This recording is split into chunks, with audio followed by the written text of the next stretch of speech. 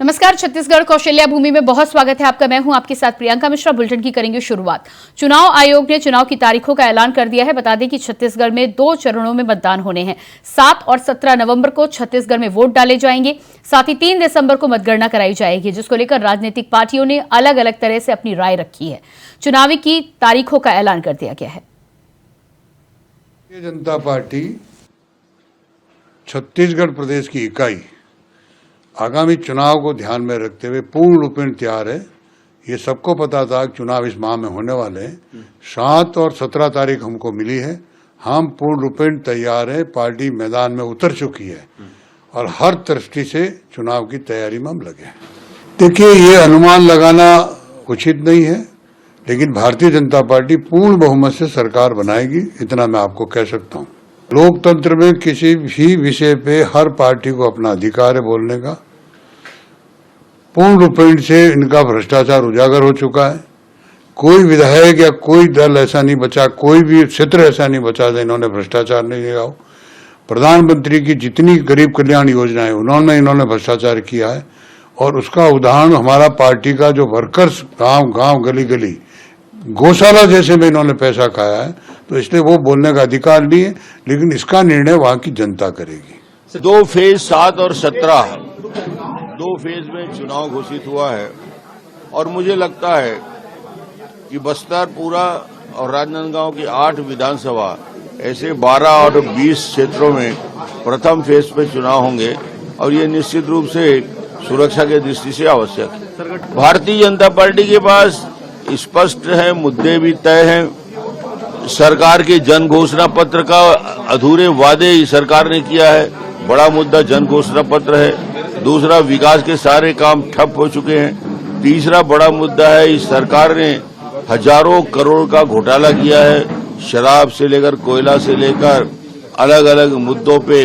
वो चाहे चावल के पीडीएस की खरीदी का घोटाला हो, या प्रधानमंत्री खाद्यान्न योजना का 5,000 करोड़ का घोटाला हो, या महादेव ऐप का, ये सारे बड़े मुद्दे हैं जिसको लेकर हम जाने वाले हैं। कि जनता भी तैयार बैठी है कि जो 4.25 साल तक जिस सरकार ने धोखा दिया, ठगा, छत्तीसगढ़ को अपराध का गढ़ बना दिया, नशे का गढ़ बना दिया, धर्मांतरण का गढ़ बना दिया, माफियाओं का गढ़ बना दिया, विकास को अवरुद्ध कर दिया, और जिसने ठगने का काम किया, धोखा देने का काम किया, एक भी वादा पूरा नहीं किया, ऐसी सरकार को सबक सिखाने के लिए छत्तीसगढ़ की जनता तैयार बैठी है। निश्चित रूप से छत्तीसगढ़ की जनता छत्तीसगढ़ की खुशहाली, छत्तीसगढ़ की तरक्की के लिए मतदान करने के लिए तैयार है। चुनाव आयोग ने चुनाव की तारीखों का ऐलान कर दिया है, जिसके बाद कांग्रेस नेता कुमारी शैलजा ने क्या कुछ कहा, चुनाव की तारीखों के ऐलान को लेकर सुनिए। छत्तीसगढ़िया लोगों पर, क्योंकि हमारी सरकार ने काम किया है। पिछली बार जो राहुल गांधी जी ने भरोसा दिलाया था, आज हमारी भरोसे की सरकार है। जो हमने कहा वो करके दिखाया, और उससे ज्यादा काम किया है। और छत्तीसगढ़ के लोग कांग्रेस में विश्वास करते हैं। उन्होंने 15 साल का भारतीय जनता पार्टी का कुशासन देख रखा है, और हमारी सरकार प्रचंड बहुमत से जरूर बनेगी। आगामी विधानसभा चुनाव पर छत्तीसगढ़ के डिप्टी सीएम टीएस सिंहदेव ने क्या कुछ कहा, वो भी सुनिए। पिछले चुनाव में 6 तारीख को घोषणा हो गई थी, 6 अक्टूबर को। वो मुझे लगता है दिवाली को देख के डेट तय करना चाह रहे होंगे कि पहला राउंड जो वोटिंग का होगा वो दिवाली के पहले करें या दिवाली के बाद करें। दिवाली के पहले भी कुछ त्योहार रहते हैं, छोटी दिवाली है, भाई दूज है, फिर गोवर्धन पूजा, अन्य त्योहार रहते हैं। तो जितना जल्दी हो उतना अच्छा है। हम लोग इंतजार में ही हैं। आज दिन में प्रेस कॉन्फ्रेंस है, मैंने सुना, तो वो भी जानकारी सामने आ जाएगी। रही बात चुनाव की तैयारी की, तो आजकल तो 5 साल तैयारी के होते हैं। जैसे ही जिम्मेदारी मिलती है, जो सरकार में आते हैं, उसी दिन से जो आप काम करते हो वो चुनाव की तैयारियों के बतौर देखी जाती है। और लगातार हम लोगों ने प्रयास किया। लोगों ने, मतदाताओं ने 15 साल भारतीय जनता पार्टी को काम करने का मौका छत्तीसगढ़ में दिया था, और 2018 में कांग्रेस पार्टी को दिया। हम लोगों ने डिलीवर किया कई चीजों में, बड़े इश्यूज में हम लोगों ने काम करके दिया, नागरिकों के लिए दिया। तो अब यही विश्वास है हम लोगों को और भरोसा है इस बात का कि आने वाले 5 साल के लिए भी काम करने का मौका मिलेगा। जहां तक लॉ एंड ऑर्डर की बात है, वहां सबसे बड़ी समस्या नक्सलवाद की थी और नक्सली समस्या पे 5 सालों में सरकार ने जिस सफलता से उसको नियंत्रित करने में काम किया है, मैं समझता हूं कि वो एक बड़ा मुद्दा होगा। और जहां तक आपने अन्य बातों के लिए कहा, एक घटना हुई, हाल में एक घटना सामने आई, उसी समय उज्जैन की एक घटना सामने आई थी। तो ये जो घटनाएं हैं, ये सरकार से कम और विकृत मानसिकता किसी व्यक्ति की होती है, उससे ज्यादा जुड़े हुए रहते। सरकार के दायरे की सीधे ये बात नहीं रहती। आपको मालूम है कि कुछ होने वाला है और आप सरकार की जिम्मेदारी संभाल रहे हैं और आप कुछ नहीं करते हो, तो 100% सरकार की जवाबदारी है। कोई विकृत मानसिकता के व्यक्ति ऐसे दुष्कर्म को करता है, इसका पूर्वानुमान कौन सी सरकार लगा सकती? तो मैं नहीं समझता कि नागरिक इतने नासमझ हैं कि एक व्यक्ति के दुराचार की बात को वो सरकार तक ले। सूरजपुर के प्रेमनगर में क्षेत्रीय विधायक खेल सात सिंह की पहल पर एटीएम नदी पर लगभग 6 करोड़ की लागत से पुल बनकर तैयार हो चुका है, जिसका रिबन काटकर सोमवार को ग्रामीणों के साथ खेल सिंह ने लोकार्पण किया। आपको बता दें कि नदी के ऊपर पुल ना होने की वजह से बारिश के दिनों में अक्सर टापू में तब्दील हो जाया करते थे, जिससे ग्रामीणों को जिला मुख्यालय पहुंचने के लिए नदी में पानी का बहाव कम होने का इंतजार करना पड़ता था या फिर 40 किलोमीटर दूर से जाना पड़ता था, जो कि ग्रामीणों के लिए परेशानी भरा होता था। लेकिन इस पुल के बन जाने से अब ग्रामीण बारिश के दिनों में भी जिला मुख्यालय बिना किसी परेशानी के आवागमन कर सकेंगे और गांव में टापू में तब्दील होने से बच सकेगा। तो वहीं इस पुल की सौगात पाकर ग्रामीण काफी खुश नजर आ रहे हैं।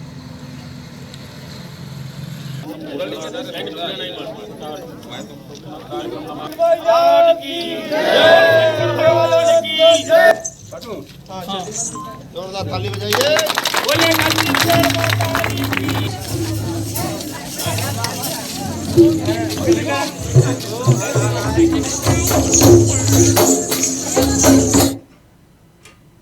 बस्तर की प्राकृतिक सुंदरता, वन्यजीव, सांस्कृतिक विरासत के संरक्षण के लिए स्कूली विद्यार्थियों को जागरूक करने के लिए कांगेर घाटी राष्ट्रीय उद्यान के जरिए आमचो रान आमचो जीवन कार्यक्रम की शुरुआत की गई। इसके साथ ही साथ कार्यशाला का आयोजन किया गया।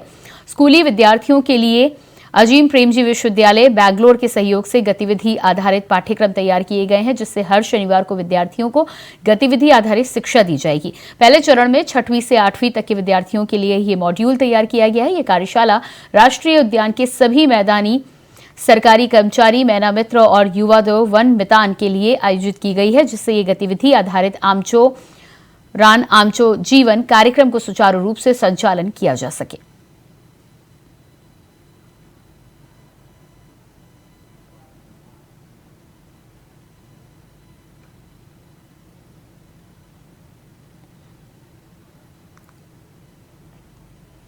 कोरबा में सार्वजनिक उपक्रम की खाली जमीन पर बसे लोगों को पट्टा वितरण किया गया है, जिसको लेकर लोगों में खुशी की लहर दिखाई दे रही है। तो वहीं बीजेपी इस पर सवाल उठा रही है।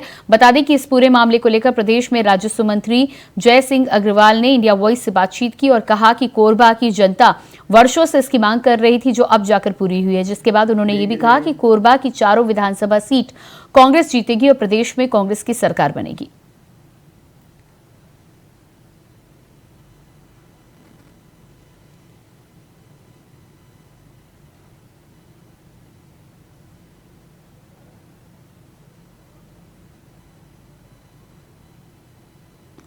मुखबिर से सूचना प्राप्त हुई है कि एक सफेद रंग के डस्टर वाहन से तस्करी के द्वारा अवैध अंग्रेजी शराब की बिक्री करने के लिए परिवहन का इस्तेमाल किया जा रहा था।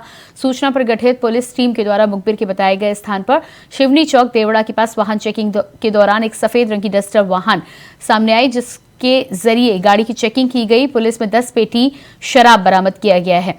साथ ही साथ आरोपी की निशानदेही पर दूसरी जगह 5 पेटी सहित कुल 15 पेटी गोवा विस्की कुल 135 लीटर शराब मिली है, जिसकी कीमत 75,000 रुपए बताई जा रही है। पुलिस ने सभी को जब्त कर कार्रवाई की शुरुआत कर दी है।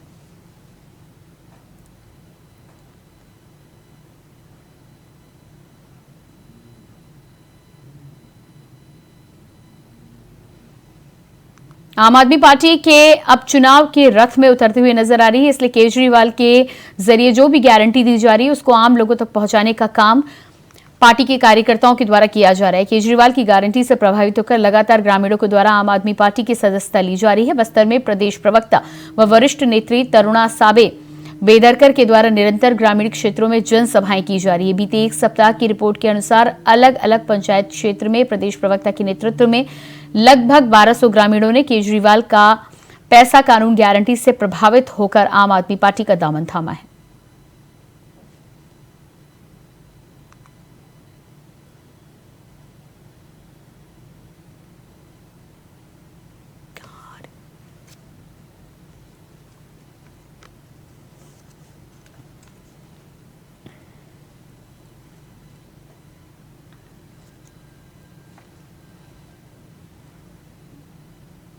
कोरबा में विधानसभा चुनाव को देखते हुए जिले की पुलिस सतर्क हो चुकी है। साथ ही जगह जगह वाहनों की लगातार चेकिंग की जा रही है। वहीं पुलिस गोपालपुर में वाहनों की जांच कर रही है। तभी एक युवक बैग छोड़कर भाग गया। तभी पुलिस ने बैग का खोला तो उसमें चांदी के पायल से भरी हुई बैग निकली, जिसकी कीमत 4 लाख रुपए बताई जा रही थी। इस घटना को पुलिस चुनावी मोड़ से जोड़कर देख रही है। मामला कटघोरा मार्ग के गोपालपुर का बताया जा रहा है।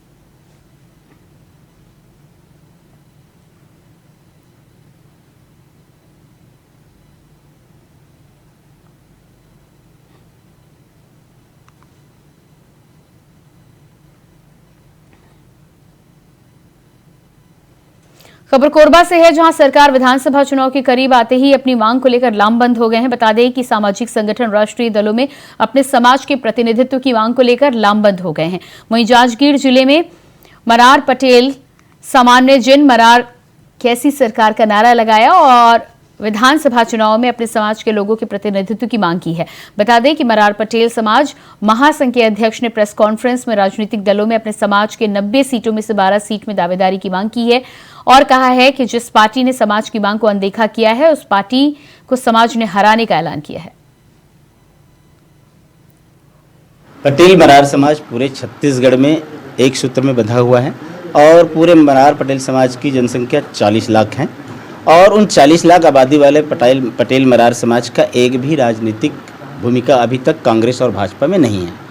इस वर्ष पटेल मरार समाज ये ठान लिया है कि राजनीतिक पार्टी द्वारा यदि मरार समाज को किसी प्रकार से राजनीतिक भागीदारी या विधानसभा के प्रत्याशी के रूप में टिकट नहीं दी जाती है, तब हमारे पास पूरे सधे सुधा एक स्लोगन है जिसको मैं आपको बताना चाहूंगा, बिन मरार बिन मरार। इसी के तर्ज पर पूरे छत्तीसगढ़ में एक सूत्र में बंद करके जो भी राजनीतिक पार्टी पटेल मरार समाज को राजनीतिक महत्वाकांक्षी या राजनीतिक भागीदारी नहीं देगी, एक स्वर में घर टू होम टू होम कहना चाहिए, घर तक पहुंच करके जो पार्टी नहीं देगी उनका विरोध करेंगे।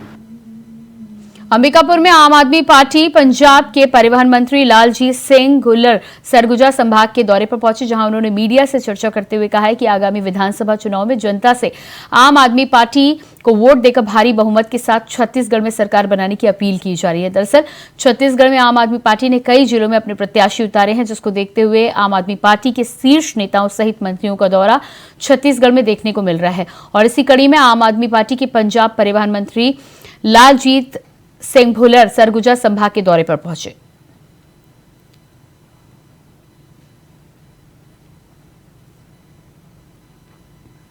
बुलेटिन में फिलहाल रुकते हैं एक छोटे से ब्रेक के लिए, फौरन हाजिर होते हैं। ब्रेक के बाद बात करेंगे अगली खबर की। अंबिकापुर में मेडिकल कॉलेज अस्पताल में नवजात बच्चे के साथ एक महिला की मौत हो गई, जिसको लेकर नाराज परिजनों और बीजेपी युवा मोर्चा के पदाधिकारी और कार्यकर्ताओं ने अस्पताल के सामने विरोध प्रदर्शन किया। आपको बता दें कि कई घंटे बीत जाने के बाद भी अस्पताल प्रबंधन धरना प्रदर्शन स्थल पहुंचा है, तो वहीं परिजनों और बीजेपी युवा मोर्चा ने 3 बिंदुओं पर जांच करने की बात की है।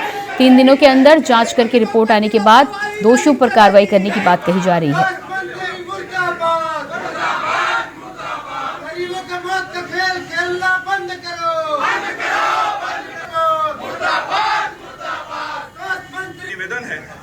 इसको करें सर, एकदम कार्रवाई चाहिए सर, लिपापोती नहीं चाहिए, क्योंकि मैं आपसे डायरेक्ट टच में था। नहीं चलेगी, नहीं चलेगी, नहीं चलेगी, की लापरवाही नहीं चलेगी। दुर्ग जिले के नंदिनी थाना के पास एक तेज रफ्तार कार चालक ने पैदल जा रहे पिकअप चालक को टक्कर मार दी। बता दें कि टक्कर इतनी जोरदार थी कि चालक 10 फीट हवा में उछला और काफी दूर जा गिरा। तो वहीं उसके साथियों ने उसे घायल अवस्था में नंदिनी अस्पताल में भर्ती कराया, जहां उसे मृत घोषित कर दिया गया, जिसके बाद भाई और दोस्त ने नंदिनी थाने में मामले की शिकायत दर्ज कराई है। तो वहीं पुलिस ने कार को जब्त कर लिया है, लेकिन कार चालक मौके से फरार हो गया।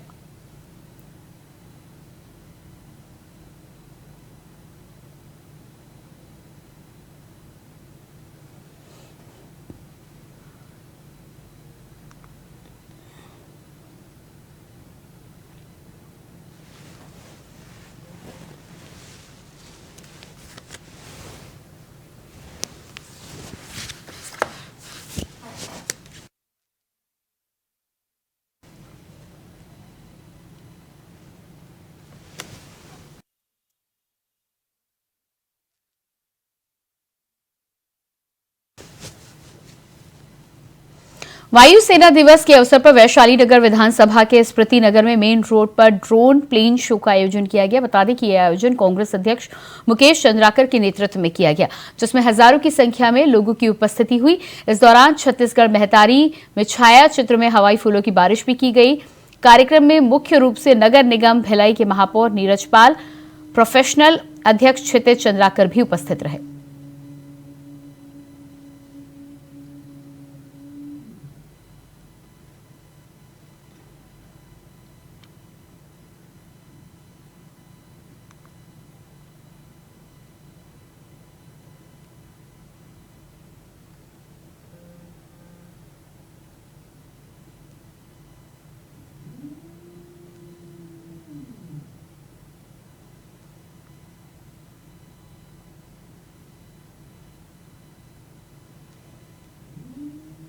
अगली खबर बालोद से है, जहां केंद्रीय निर्वाचन आयोग ने चुनावी तारीखों के ऐलान के बाद बीजेपी ने अपनी दूसरी सूची भी जारी कर दी है। बता दें कि जिले के सभी शेष दोनों विधानसभा सीटों के प्रत्याशियों की घोषणा कर दी गई है।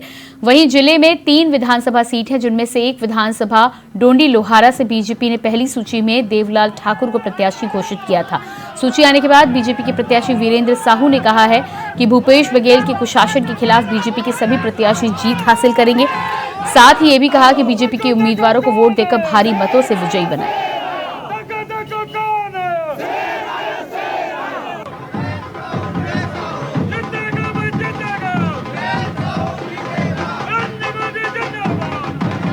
भारतीय जनता पार्टी ने, प्रदेश नेतृत्व और राष्ट्रीय नेतृत्व ने मुझ जैसे एक छोटा सा सामान्य कर्ता को पुनः भारतीय जनता पार्टी ने अभी जो विश्वास व्यक्त किया है, इसके लिए मैं भारतीय जनता पार्टी प्रदेश नेतृत्व का, केंद्रीय नेतृत्व का और हमारे गुंडरदेव विधानसभा क्षेत्र के सभी जो हमारे जो कार्यकर्ता हैं और हमारे जो जिले के जो कार्यकर्ता हैं, इन सभी का मैं हृदय से आभार व्यक्त करता हूं।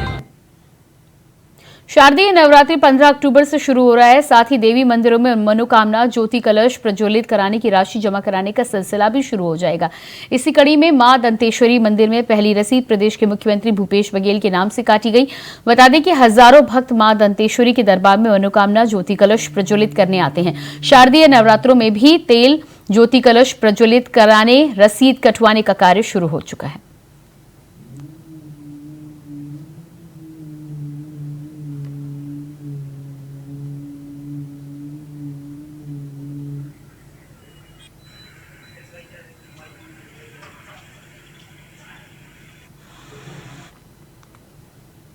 मेरा नाम सचिन शर्मा है।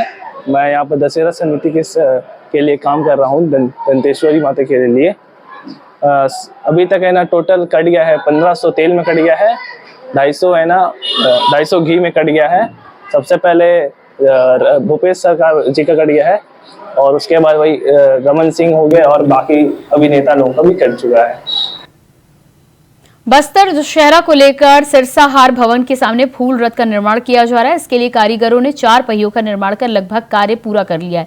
अब एक्सेल लगाने का काम किया जाएगा। वहीं एक्सेल लगाने से पूर्व नारफोड्रनी रस्म अदा की जाएगी। रथ के एक पहिए के बीच में छेद कर एक्सेल को लगाने से पूर्व नारफोड़नी रस्म की जाती है।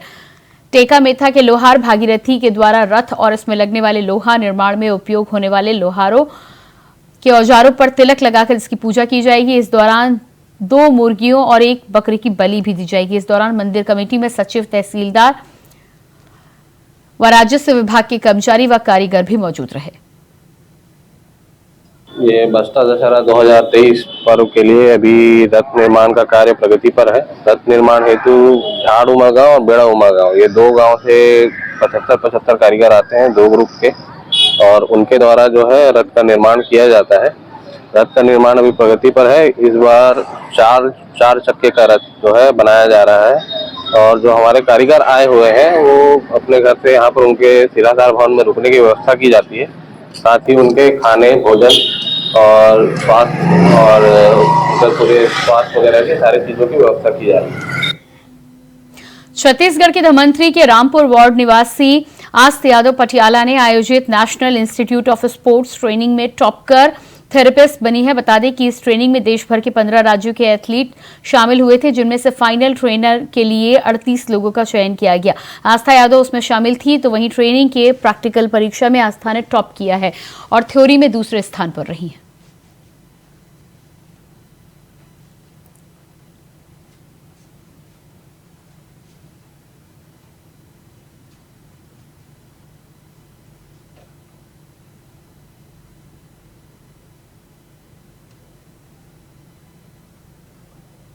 और इसी के साथ फिलहाल छत्तीसगढ़ कौशल्या भूमि में इतना ही। खबरों के लिए बने रहिए इंडिया वॉइस के साथ। नमस्कार।